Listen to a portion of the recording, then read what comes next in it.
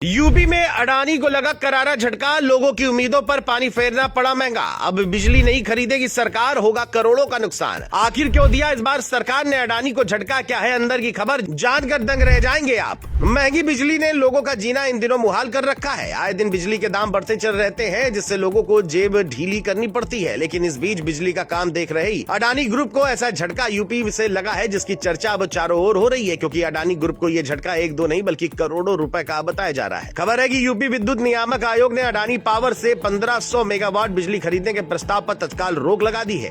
ये वही डील है जिसकी उम्मीद अडानी कर रहे थे, लेकिन आयोग ने फिक्स चार्ज और वेरिएबल चार्ज में ऐसी अनियमितताएं पकड़ ली कि पूरा मामला हवा की तरह उड़ गया है। रिपोर्ट्स बताती हैं कि अडानी पावर बिजली की कीमत में FGD प्लांट का चार्ज जोड़कर 55 से 75 पैसे प्रति यूनिट तक ज्यादा वसूली कर रहा था, जबकि भारत सरकार ने FGD प्लांट लगाने का आदेश पहले ही वापस ले लिया था। यानी जो प्लांट लगा ही नहीं उसका पैसा भी बिल में जोड़ दिया गया और जनता से लेकर सरकार की आंखों में धूल झोंकी जा रही थी, जिसकी खबर लगते ही आयोग ने इसे साफ तौर पर गलत बताया है। अब सबसे हैरान करने वाली बात यह है कि सिर्फ FGD ही नहीं बल्कि GST की घटी हुई दरों का फायदा भी उपभोक्ताओं तक नहीं पहुंचाया जा रहा था। आसान भाषा में कहें तो ये सीधे सीधे लोगों की जेब पर बोझ था और पावर कॉर्पोरेशन इसे पकड़ नहीं पाया, जब तक कि आयोग ने पूरा मामला खंगाल नहीं लिया। आयोग ने अडानी पावर को केस की पार्टी बनाते हुए साफ आदेश दिया कि 18 दिसंबर तक FGD न होने की वजह से कम कीमत वाला नया प्रस्ताव दाखिल करो, वरना कार्रवाई तय मानी जाए। इससे साफ है कि अब यूपी सरकार अडानी से वही बिजली खरीदेगी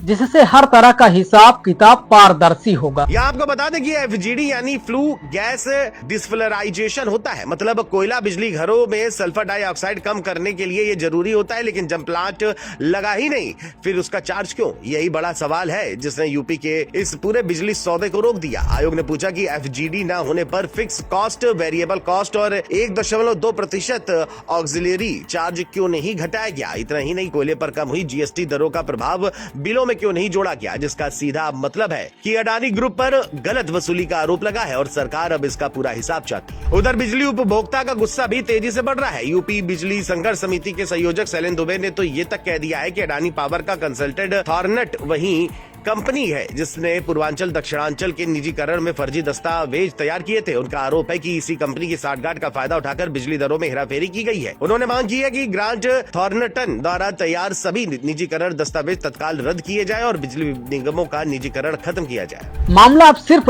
बिजली की कीमत तक सीमित नहीं है, बल्कि निजीकरण नीति पर भी सवाल उठने लगे हैं।